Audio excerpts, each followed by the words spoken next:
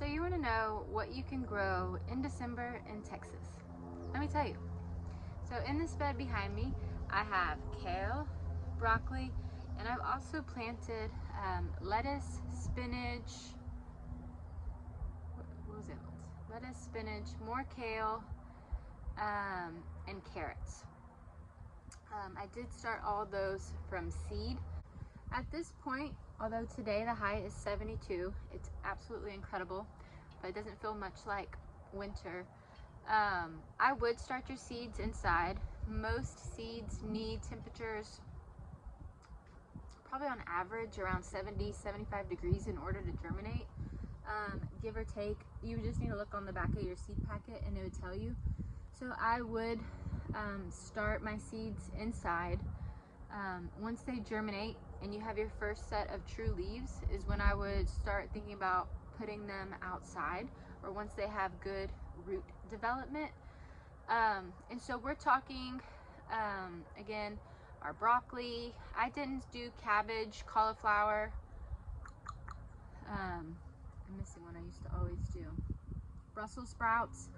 I did not start any of those this year's vegetables. I really wanted to focus on one brassica and be successful, and that was broccoli for me. But we're talking about our brassicas, so again, broccoli, cabbage, cauliflower, Brussels sprouts, as well as your kale, Swiss chard, collard greens, spinach, lettuce. Those can all be planted in December. However, I don't know if you can see this arch structure behind me. We have hit, we've had a freeze because I have, well, you probably can't see it, but I do have peppers and eggplants over there, and they're toast at this point, but I haven't taken them out of the ground yet. But you will need some type of protection when temperatures drop below freezing. Again, I've been flirting with the temperatures a little bit, and I don't think they've dropped below 32 yet, and I haven't had to cover my raised beds yet, but definitely when the temperatures get in the 20s, you're going to need some type of protection in order for your plants to live through those lower temperatures. So I got these hoops off of Amazon. They are super thin. I have not put the frost cloth over them yet because I haven't need to, so I can't like speak on their success, but I'm sure there's a YouTube video. It's essentially like a low tunnel, like DIY low tunnel, and I'm sure there's a great YouTube video out there that you can watch, because I've seen people like drill like rebar in the ground and they have PVC pipe, and that's what makes the arch, so you can look into that. So those are some great vegetables that you can grow in December. I just recommend at this point starting them inside. Cut flowers. Wow. So I'm really focusing on cool hardy annuals now. So I'm hoping I'll have flowers by March. You guys will have to stay tuned and check out to see if I am successful on that. But I actually started them before December, but I did it again in December as well. But I have Statice and Snapdragons. So again, I did my first round, I think it was in October. But I just, over the weekend, did more Apple Blossom Snapdragons because I think that's a pretty spring color. I'm getting ready to do more Statice as well. I love the apricot mix of Statice. I've gotten seeds from M.I. Gardner as well as Johnny Seeds. And then, lost my train of thought. December 1st, I tried to pick a date I would remember. I started my Lisianthus. So I went back and did First Love Voyage 2. It's absolutely stunning. So I repeat purchased of that Lisianthus seed, as well as this year I'm trying the Champagne. I think that'd be a pretty combination. Started those December 1st. It takes an insane amount of time to get Lisianthus. I got my first blooms, I think at the end of June or July, which Texas gets hot, so I was a little scared about that. Without going into too much detail though, I did plant them in a spot that gets afternoon shade to help protect those flowers. What else? I also have bachelor buttons. I have a black. I think I'm gonna do the pink ones here soon. Bells of Ireland, and then carnations. That was a first for me. They all germinated. They look great. So we'll take a look at that. My greenhouse is right here. I'll show you in a minute. And then poppies.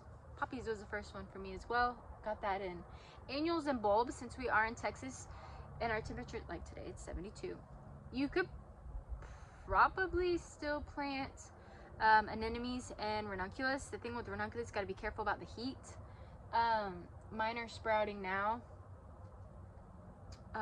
So I do have those going as well.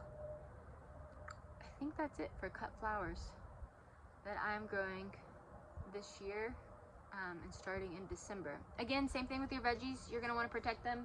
I can show you, I've set up my hoops, but I have not yet needed to put the frost cloth on them yet. So quite a few different vegetables and cut flowers that you can get started in your home and then plant them out in December. So this is kind of my chaotic at the moment because I don't have any shelves. Greenhouse, those are the poppies.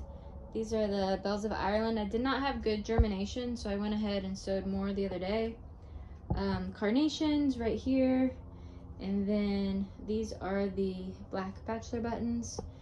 A lot of these grow bags here are my dahlias, and that's a jalapeno plant I'm going to try and keep in the greenhouse, as well as a Roma tomato plant. That pepper plant over there, funny story, it was in my chicken coop, so I just could not help it before the frost.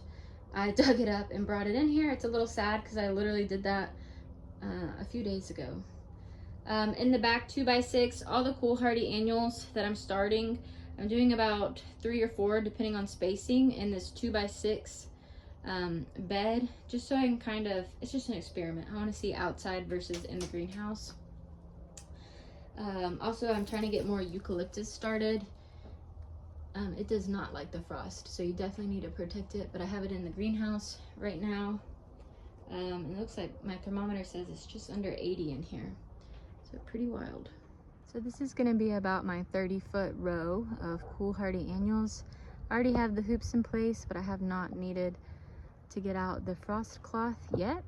So here's that first round of statice that I planted, and then here are where my first round of snapdragons are. Here is my beautiful broccoli.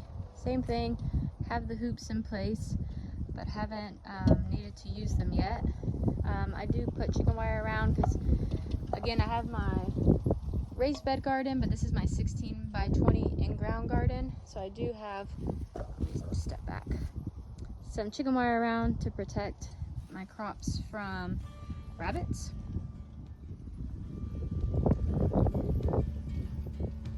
If I can do it, so can you. Until next time. Bye, friends.